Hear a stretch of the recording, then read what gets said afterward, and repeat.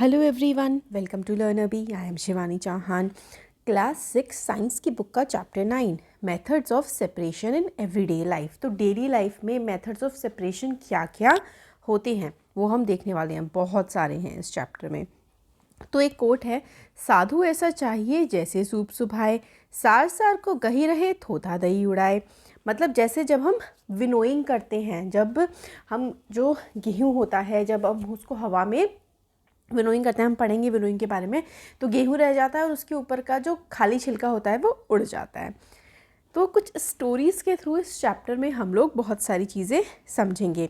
इस चैप्टर में मल्ली और वल्ली ये दोनों भाई बहन हैं और ये ना समर वैकेशन में बहुत सारी जगह घूमने के लिए जाते हैं।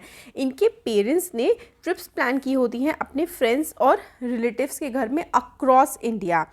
और अब ये क्वेश्चन कहते हैं कि हमेशा अपने फ्रेंड्स और फैमिली के टच में रहना चाहिए। क्या आप भी अपने फ्रेंड्स फैमिली के टच में रहते हैं?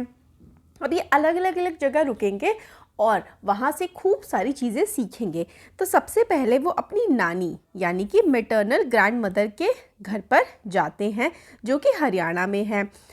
नानी के घर के पास खूब सारे खेत होते हैं। मल्ली और वल्ली काफ़ी ज़्यादा फैसिनेट हो जाते हैं, काफ़ी ज़्यादा खुश हो जाते हैं ये देख करके कि कितने सारे वैरायटी ऑफ ग्रेन्स जो है उनके कोर्टयार्ड में रखे हुए हैं।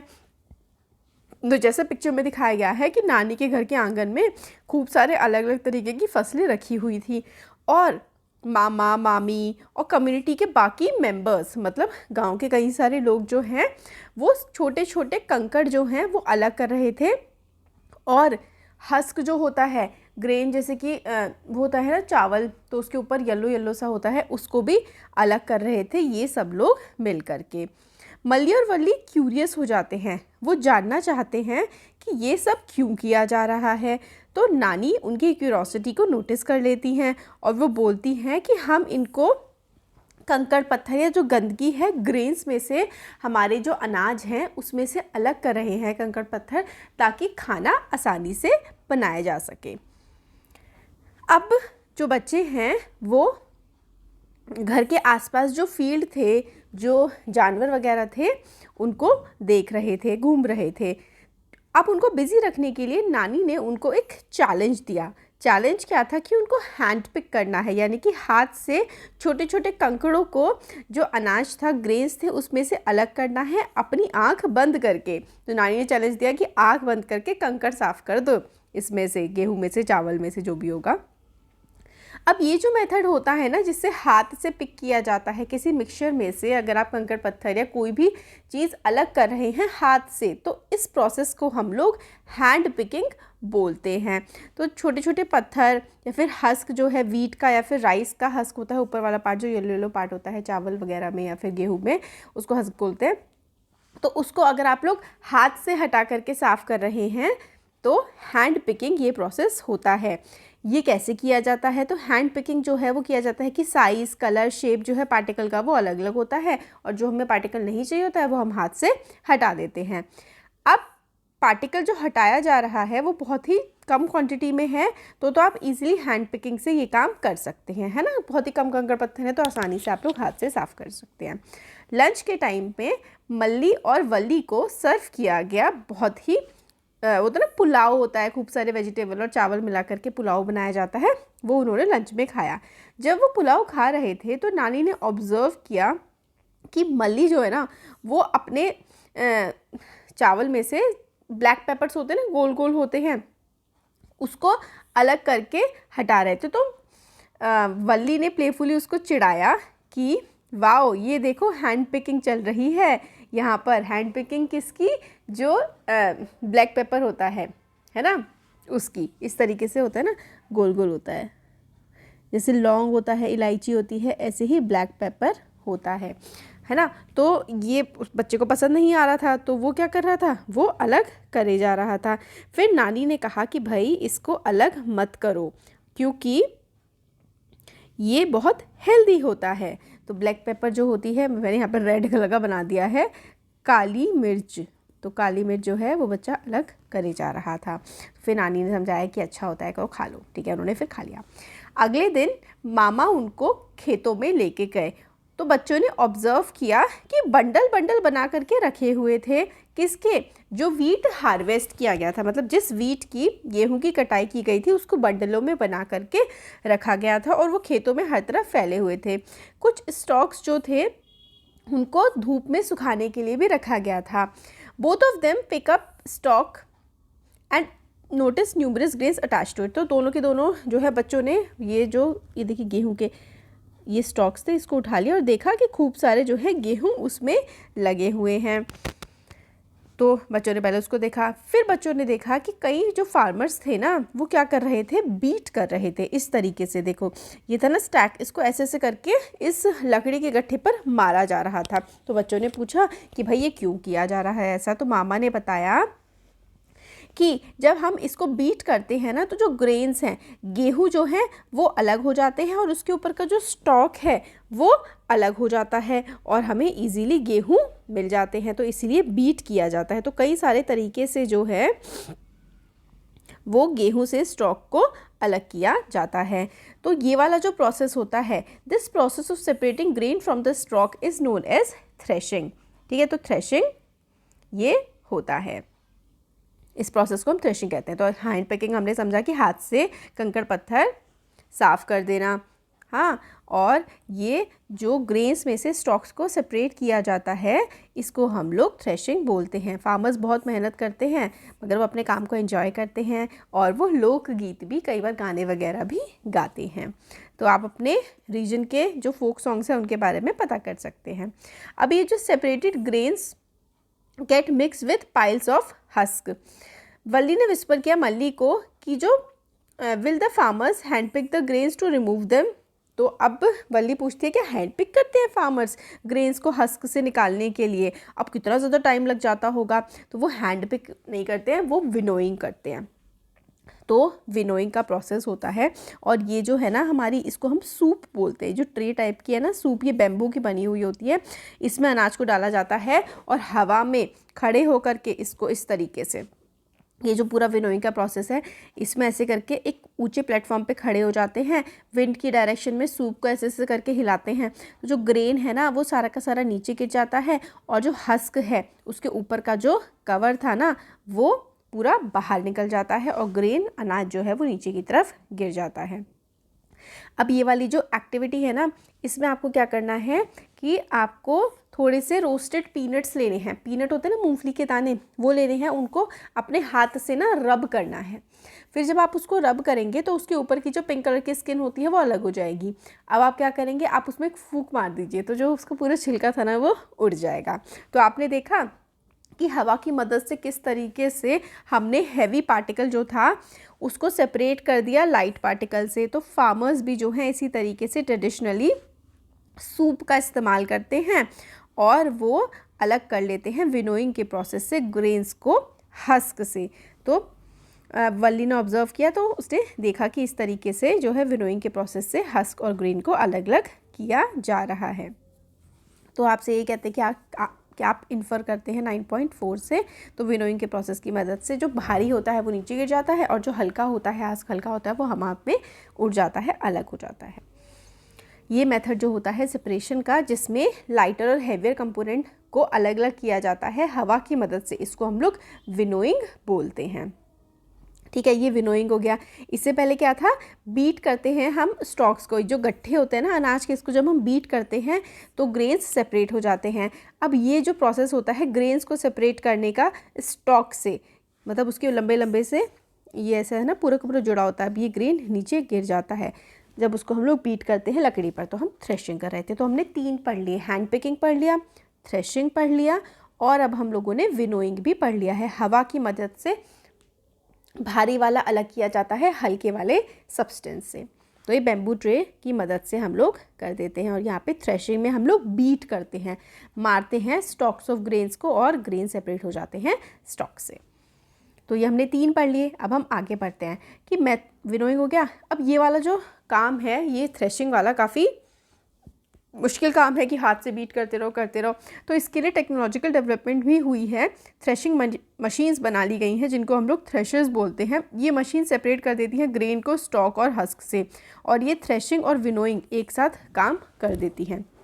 तो हमने जो विनोइंग और थ्रेशिंग जो अलग अलग करके हो रहा था ना काम, वो ये मशीन जो थ्रेशर्स हैं वो एक साथ ही जो है ग्रेन को पूरा का पूरा साफ़ कर देती हैं। अगले दिन वल्ली और मली ने ट्रेन बोर्ड करी, वो गए अहमदाबाद। अब अहमदाबाद जो है वहाँ पर वली मली के फादर के फ्रेंड रहते थे जिनका नाम है घनश्याम भाई। अब जब वो लोग जा रहे थे अपनी नानी के घर से, तो वल्ली ने अपनी मामी से रिक्वेस्ट करी कि मीठी पूरी जो है वो उनके लिए बना दें। मीठी पूरी कैसे बनती है, जो ग्रेन है और उसमें शुगर मिला दी जाती है। तो जर्नी के लिए वो ये ले गए। अब वो कहाँ पहुँचे हैं, अहमदाबाद पहुँच गए हैं। Valli, shall I help you need the wheat flour. अच्छा, अभी वो पहुँचे नहीं हैं, अभी वो घर पे हैं। तो वल्ली कहती है अपनी मामी से, क्या मैं आपको ये आटा गूँधना, नीड द फ्लोर होता है कि आटे को गूँधना, कि मैं मदद कर दूँ। तो मामी ने कहा कि to prepare a dish with flour first we need to remove bran that may be present in the flour. तो ब्रैन क्या होता है, जो आटा होता है ना उसमें ना छानस होती है। अलग अलग जगह अलग अलग नाम है, छानस बोलते हैं, कहीं पर चोखर बोलते हैं। तो इंग्लिश में उसको ब्रान बोलते हैं कि आटे के अंदर ऐसे ऐसे ना मोटे मोटे कंकड़ क्या, आटे का थोड़ा सा वो पार्टी होता है, तो उसको ना आटे को इसलिए हमेशा छाना जाता है छन्नी से। तो मामी जो है सीव से आटे को छान लेती हैं। सीव क्या होती है, इससे फाइन फ्लावर पार्टिकल्स जो हैं वो नीचे गिर जाते हैं और ऊपर जो है वो हमारा कुछ बुरबुरा सा बच जाता है ऊपर की तरफ, जो अलग अलग भाषा में अलग अलग बोलते हैं। कहीं पर चोखर बोलते हैं, कहीं पर छानस बोलते हैं, आपकी भाषा में हो सकता है उसको कुछ अलग बोलते हो। तो ये वाला सीविंग का प्रोसेस था कि हमने चीज़ को छान करके जो पतला पार्टिकल था उसको अलग कर लिया और जो मोटा पार्टिकल था वो सीव यानी कि छन्नी, सीव को इंग्लिश में छन्नी बोलते, सॉरी हिंदी में छन्नी बोलते हैं।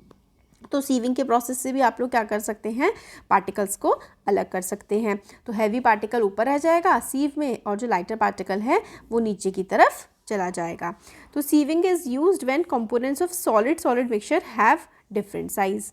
तो सीविंग आप लोग कब इस्तेमाल कर देते हैं, तो सीविंग का प्रोसेस भी हमने एक और समझ लिया। चौथा प्रोसेस कब होता है, जब दोनों के दोनों पार्टिकल सॉलिड हों, है ना, सॉलिड पार्टिकल हो और एक पार्टिकल दूसरे पार्टिकल से थोड़ा ज़्यादा बड़ा हो, तो बड़ा वाला पार्टिकल सीव में रह जाएगा और जो छोटा वाला पार्टिकल है जिसमें आटा है यहाँ पर वो नीचे प्लेट में चला जाएगा।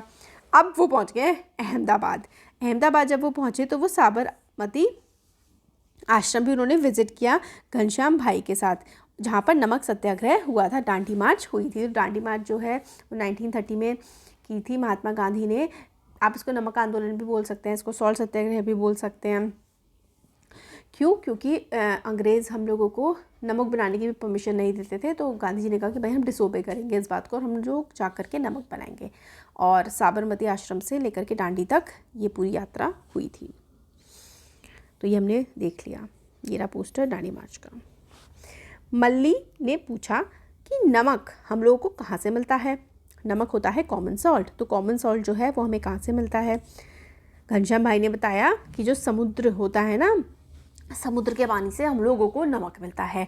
कैसे होता है कि समुद्र का पानी जो है समुद्र के किनारे पर ना गड्ढे कर दिए जाते हैं, उसमें समुद्र का पानी जमा हो जाता है, फिर वो सनलाइट में क्या होता है, भाप बन के पानी तो उड़ जाता है और नीचे रह जाता है नमक। वही कॉमन सॉल्ट जो नमक हम खाते हैं वो ऐसे बनता है कि सी वाटर में सॉल्ट होते हैं और कुछ और भी सब्सटेंस होते हैं।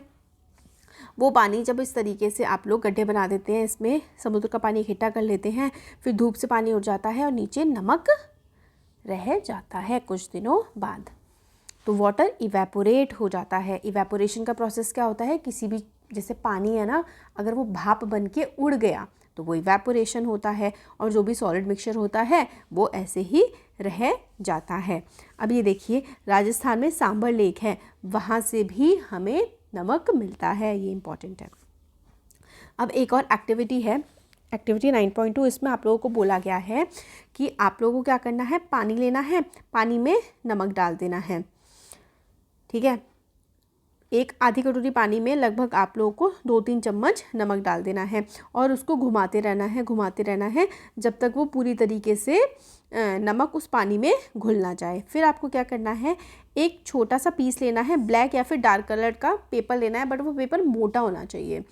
और जो आपने पानी बनाया है ना नमक वाला, इस पानी को आप उस डार्क कलर के पेपर पर इस तरीके से बिछा सकते हैं, और इससे ना जब जो पानी है वो भाप बन के उड़ जाएगा, नमक उस पर रह जाएगा, तो कोई सी भी आपने जिस तरीके से वो पानी फैलाया होगा ना, वो आर्ट बनी रह जाएगी उस पेपर पर। तो आपको एक डार्क कलर का पेपर उसके लिए लेना पड़ेगा।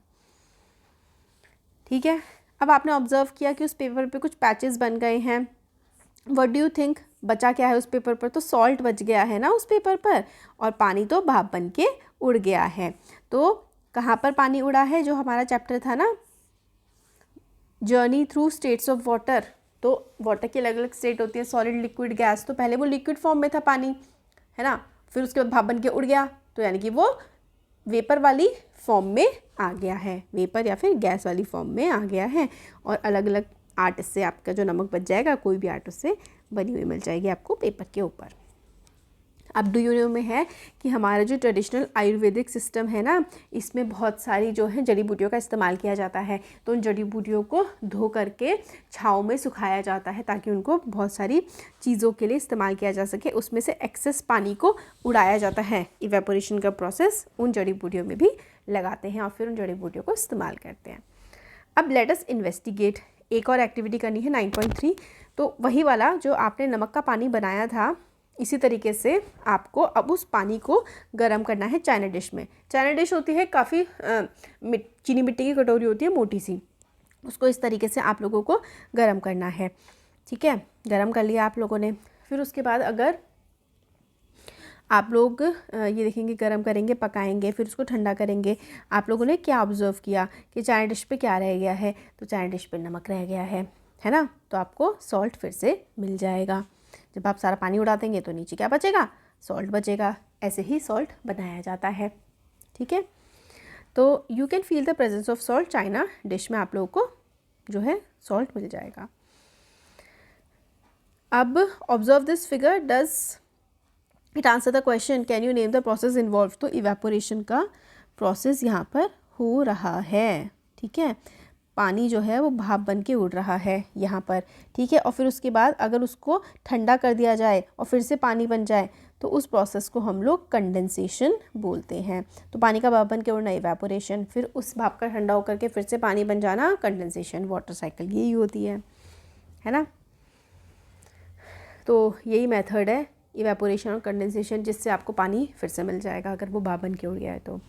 इट इज़ नाउ टाइम कि अब वो लोग दादा दादी के घर विज़िट करें। दादा दादी के घर पुदुचेरी में है, सदर्न इंडिया में। मल्ली वल्ली काफ़ी ज़्यादा एक्साइटेड हैं अपने पुराने पड़ोस के दोस्तों से मिलने के लिए। उनके दोस्त का नाम है बालन। जब वो लोग पुदुचेरी पहुँचे तो वो पुरानी बातें करने लगे और उनको रियलाइज़ नहीं हुआ कि भाई शाम हो गई है, दादी की चाय का समय हो गया है। तो दादाजी बोलते हैं चलो मैं सबके लिए चाय बनाता हूँ। बच्चे बोलते हैं हम आपकी मदद कर देते हैं।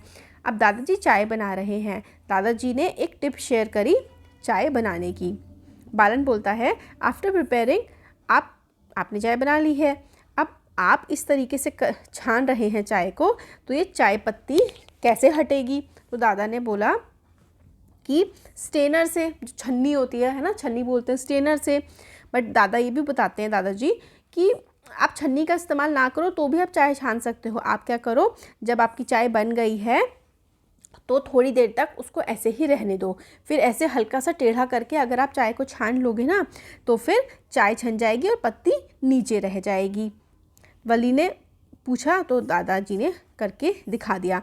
बट जब उन्होंने वो चाय पी ना बिना छन्नी के छने हुए, तो थोड़े थोड़े ना चाय के पार्टिकल्स उसमें आ ही गए। इसीलिए सेटल तो हो जाते हैं वो नीचे, बट थोड़े थोड़े ऊपर भी फ्लोट करते रहते हैं।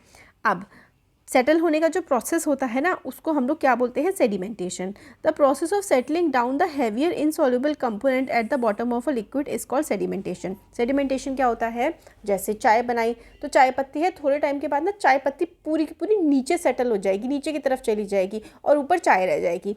तो ये जो प्रोसेस है जिसमें जो हैवी पार्टिकल था, चाय थी, हैवी पार्टिकल जो था चाय पत्ती, वो नीचे की तरफ बैठ गई। इसी प्रोसेस को हम लोग सेडिमेंटेशन कहते हैं कि जो हैवी पार्टिकल है वो नीचे रह जाएगा और जो लिक्विड है वो ऊपर आ जाएगा।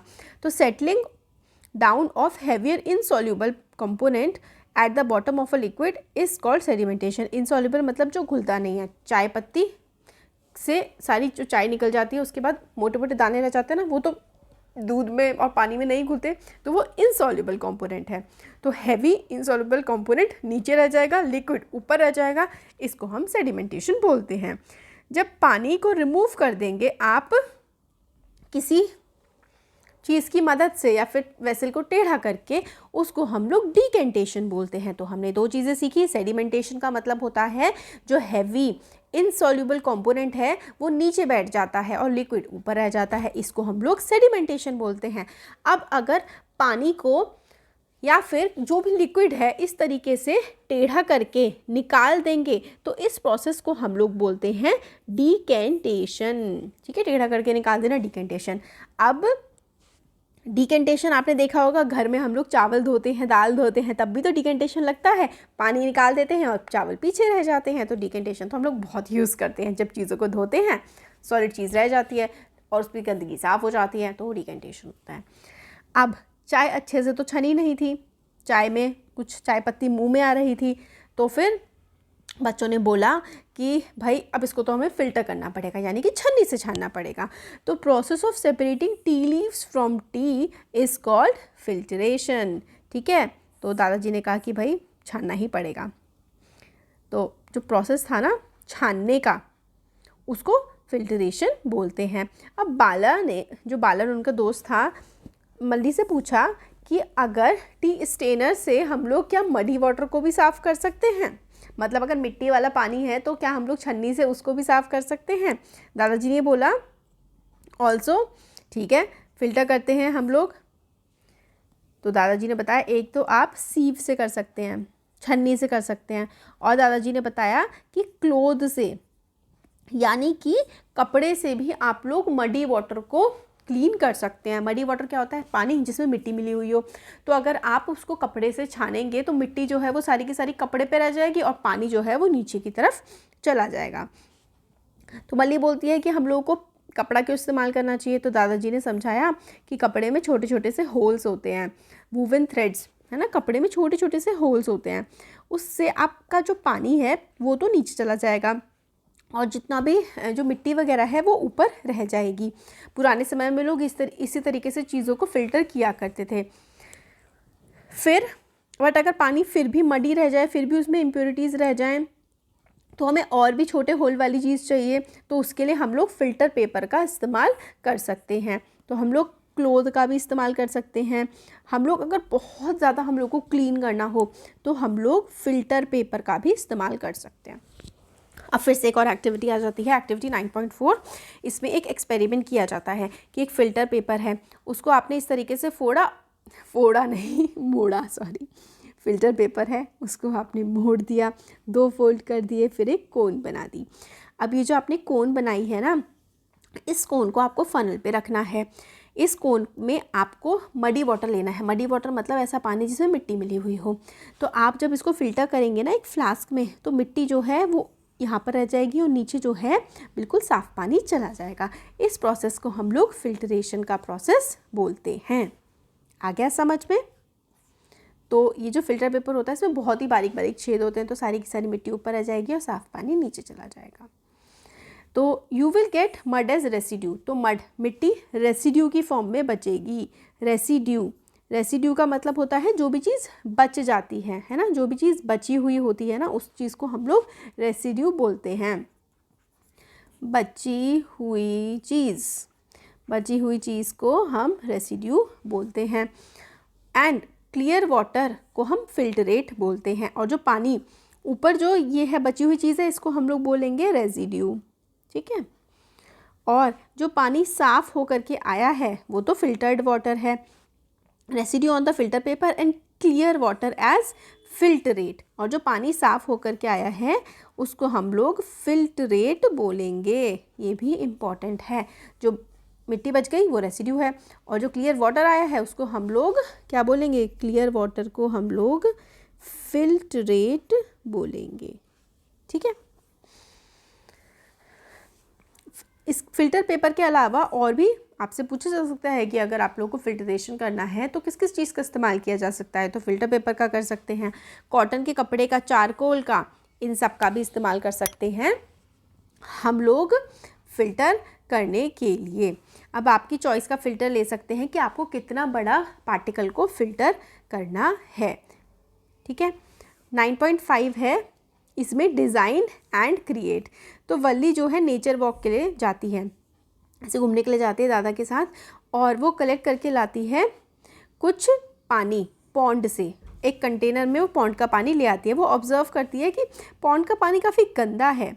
अब डिज़ाइन और क्रिएट करिए एक working model of water filter using low cost material. तो आप लोगों को बोला गया है water filter, low cost material आप लोग क्लोथ से कर सकते हैं, या फिर आप लोग जो है वो कॉटन है ना, कॉटन का जो कपड़ा है, या फिर फ़िल्टर पेपर से आप लोग ये बना सकते हैं।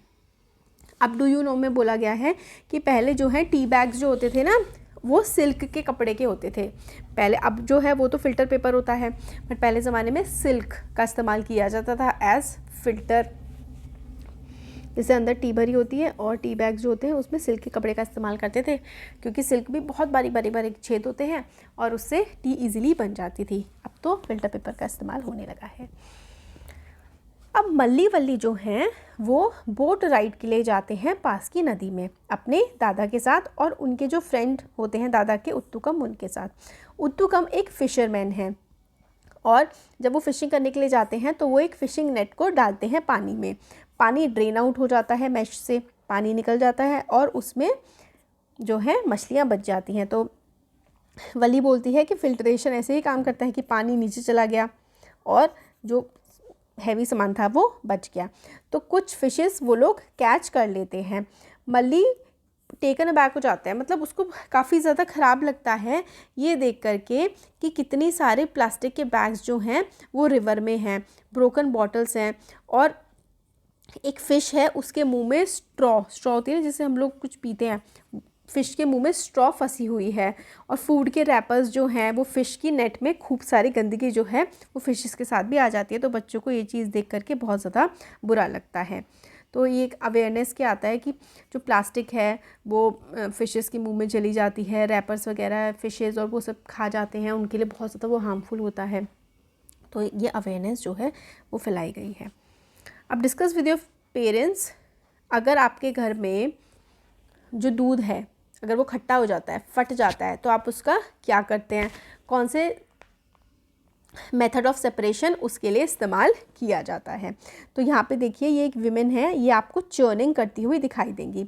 मल्ली और वल्ली जो है अब ब्लेसिंग्स लेते हैं अपने दादा दादी की, उनको गुड बाय बोलते हैं बालन को, और अब वो मध्य प्रदेश जाते हैं। जब उनकी जो ट्रेन है भोपाल पहुँचती है उस समय सनराइज़ हो रहा होता है और काफ़ी ज़्यादा गर्मी होती है। अब जो हैं ये लोग अपनी मासी के घर हैं आए हुए हैं, तो मासी उनको क्या देती है, छाछ पीने के लिए देती है, बटर मिल्क। अच्छा नहीं, अभी मासी के घर नहीं पहुँचे हैं, जब मासी के घर जाने वाले होते हैं तो रास्ते में वो लोग छाछ पीते हैं एक ढाबे पर। मल्ली शॉपकीपर से पूछती है कि ये जो बड़ी सी पेंटिंग दीवार पे लगी हुई है ये क्या है। तो शॉपकीपर एक्सप्लेन करते हैं, इस पिक्चर में लेडी जो है वो चर्निंग का प्रोसेस परफॉर्म कर रही है। तो चर्निंग में क्या होता है कि दही निकाली जाती है, कर्ड जो है उसको चर्न किया जाता है, यानी कि घुमाया जाता है। तो यहाँ पर बताते हैं कि कर्ड को चर्न किया जा रहा है मत्थी की मदद से, चर्नर की मदद से, ताकि उसमें से बटर को सेपरेट किया जा सके। इस प्रोसेस में बटर जो है क्योंकि लाइट होता है वो ऊपर की तरफ आ जाता है और बटर मिल्क जो है वो हम लोगों को मिल जाता है। अब जो चर्निंग का प्रोसेस होता है वो हम लोग क्या करते हैं, उससे बटर मिल्क ऐसे ऐसे चर्न, मतलब देखो हिला हिला करके बटर मिल्क यानी कि मट्ठा निकाला जाता है। किचन अप्लायंस जो कि चर्निंग करता है वो है हमारी मिक्सी। मिक्सी भी घुमाती है ना तो चर्निंग करती है। अब वो अपनी मासी के घर रहने आए हैं। उनका मासी के घर जो है स्टे बड़ा ही एन्जॉयबल रहा और वो अपनी मेमोरीज़ को अपने फ्रेंड्स के साथ शेयर करने के लिए बहुत ज़्यादा एक्साइटेड हैं जब वो वापस जाएंगे। अब टाइम आ गया है उनकी फाइनल डेस्टिनेशन का। वो जा रहे हैं शिलोंग जो कि मेघालय की कैपिटल है। वो जा रहे हैं अपनी बुआ के घर, और जैसे ही वो अपनी बुआ के घर पहुँचे उन्होंने नोटिस किया कि कारपेंटर जो हैं वो लकड़ी का दरवाज़ा बना रहे हैं। काम करते हुए कारपेंटर से गलती से कुछ आयरन के नेल्स यानी कि जो कीले हैं वो नीचे गिर गई सॉडस्ट में। सॉडस्ट मतलब बुरबुरा होता है, जब आप लकड़ी को काम करते हैं, काटते हैं तो लकड़ी का बुरबुरा ब्राउन ब्राउन कलर का गिर जाता है। अब कारपेंटर से उसमें क्या हुआ, गलती से कीले गिर गई। कारपेंटर जो है हाथ से उठा रहे थे उन कीलों को, तो बच्चों ने कारपेंटर से कहा वेट करिए। बच्चे जो है अपनी बुआ से एक मैग्नेट लेकर के आए और कारपेंटर की हेल्प करी उन्होंने। मैग्नेट उन्होंने इस तरीके से आगे रखी तो सारी की सारी कीलें अपने आप से मैग्नेट के पास को चिपक करके आ गई। ये मेथड जो था सेपरेशन का जो कि यूज़ किया गया, इसको हम क्या बोलते हैं, ये मैग्नेटिक सेपरेशन होता है, क्योंकि मैग्नेट जो है वो लोहे को अट्रैक्ट कर लेता है। तो सारी की सारी जो कीलें थी वो लोहे की होती हैं, वो मैग्नेट की तरफ आकर के चिपक गई। The substance which are attracted towards a magnet are called magnetic substance. Iron एक एग्जाम्पल है मैग्नेटिक सब्सटेंस का। तो separation of magnetic and non magnetic material by using magnet is called magnetic separation. तो नॉन मैग्नेटिक मटीरियल क्या था, sawdust था। Magnetic material क्या था, नेल्स थे। तो सॉडस्ट और नेल्स ये अलग अलग किए जा सकते हैं मैग्नेट की मदद से, इसको हम लोग मैग्नेटिक सेपरेशन बोलते हैं। मोटूनो में हमें बताया गया है जो रिसाइकलिंग का प्रोसेस होता है उसमें भी मैग्नेटिक सेपरेशन की मदद से जो भी लोहे की या फिर मेटल की चीज़ें होती हैं वो बाकी सामान में से अलग कर दी जाती हैं। इस तरीके से क्रेन देखो एक बड़ी सी मैग्नेट की मदद से सारे के सारे मेटल्स को अलग कर रही है। वल्ली और मल्ली का जो हॉलीडे था वो तो बहुत ही अच्छा था। उनकी भारत की यात्रा थी, पूरी टूर ऑफ इंडिया था, पूरा का पूरा देश उन्होंने घूम लिया। उसमें उनको खूब मज़ा आया और खूब सारी एवर लास्टिंग हमेशा साथ रहने वाली मेमोरीज़ भी उनकी बनी। उन्होंने रीजन्स को ही मतलब एन्जॉय तो किया ही किया, साथ साथ उन्होंने इंडिया के कई सारे रीजन्स में वो लोग घूमे, उनको खूब सारी नॉलेज भी हुई और उनको खूब सारे मेथड ऑफ सेपरेशन के बारे में भी पता लगा। अब लेट अस प्ले एक्टिविटी 9.6 है। ये फ्रेजेस हैं एक स्मॉल से छोटे से पेपर पे लिखे हुए। अब छोटे छोटे कंकड़ों को आप लोगों को पल्सेस से अलग करना है, तो इसको क्या बोलते हैं हम लोग, इसको हम लोग बोलते हैं hand picking. Churning curd to obtain butter, तो ये तो हम लोगों ने ये देखा था ना, यहाँ पर देखिए बटर की चर्निंग हो रही है और उससे जो है कर्ड और बटर मिल्क अलग अलग हो जाता है। तो ये चर्निंग का प्रोसेस होता है। तो यहाँ पर यही हमें बताया गया है, churning curd to obtain butter. अब क्या करना है, taking out green chillies from soaked dalia, dish made of cracked wheat और पोहा। ठीक है, अब क्या करना है, taking out seeds from watermelon. Watermelon से जो है सीड भी आप लोग निकाल सकते हो, ये भी हैंड पिकिंग से किया जा सकता है। अब सॉर्ट करना है पाइल ऑफ सॉडस्ट को मटेरियल से, तो आप लोग किससे कर सकते हैं, मैग्नेटिक सेपरेशन से कर सकते हैं। मैरीगोल्ड फ्लावर्स को आप हीप ऑफ अदर फ्लावर्स से, मैरीगोल्ड फ्लावर को अगर आप लोगों को बाकी से अलग करना है तो भाई ये तो हैंड पिकिंग से ही कर सकते हो। पेबल्स फ्रॉम सैंड, तो ये आप लोग सीविंग से, है ना, फिल्ट्रेशन से, सीविंग से कर सकते हो, है ना। पेबल्स होते हैं पत्थर, तो पत्थर जो है वो आप लोग छान सकते हो, है ना, सैंड अलग हो जाएगी, पत्थर अलग हो जाएंगे। Separating coconut pieces from rice flour, तो ये भी आप लोग सीव से कर सकते हो, कोकोनट के पीस अलग हो जाएंगे। सेपरेटिंग ऑयल फ्रॉम वाटर, तो ऑयल और वाटर ये तो ये सारा का सारा हम लोग को करना है। हाँ, तो ये ऑयल और वाटर डिकेंटेशन से या फिर सेपरेटिंग फनल से हो जाता है। और सॉल्ट सॉल्यूशन जो है, सॉल्ट में से सॉल्ट सॉल्यूशन निकालने के लिए आप लोगों को इवेपोरेशन करना पड़ेगा। ठीक है, तो अब आपको ये बोला गया है कि जो यूज़फुल चीज़ें हैं आप ये सारा का सारा पूरा प्रोसेस करिए, एक्टिविटी करिए और 2 बास्केट बना लीजिए। एक बास्केट में जो यूज़फुल चीज़ें नहीं हैं वो रख दो, एक में जो है यूज़फुल चीज़ें वो रख दो। और ये एक्टिविटी जो है आपको अंडरस्टैंड करने में मदद करेगी कि हम क्यों सेपरेट करते हैं चीज़ें, है ना। जो चीज़ यूज़फुल होती है वो रख लेते हैं, जो चीज़ यूज़फुल नहीं होती वो हम डिस्कार्ड कर देते हैं। तो ये हमारा चैप्टर कंप्लीट हो गया है। काफ़ी सारे कीवर्ड्स, काफ़ी सारी चीज़ें हमने यहाँ पर सीखी हैं। तो होपफुली आप लोगों को सब कुछ अच्छे से समझ में आ गया होगा। जल्दी हम इसके कीवर्ड्स और समरी भी करवा देंगे। वीडियो पसंद आए तो लाइक शेयर सब्सक्राइब ज़रूर करिएगा। Thank you so much. हाँ, ये वाला बहुत इंपॉर्टेंट है, क्वेश्चन आंसर्स में हम लोग ये अच्छे से कवर करेंगे। Thank you.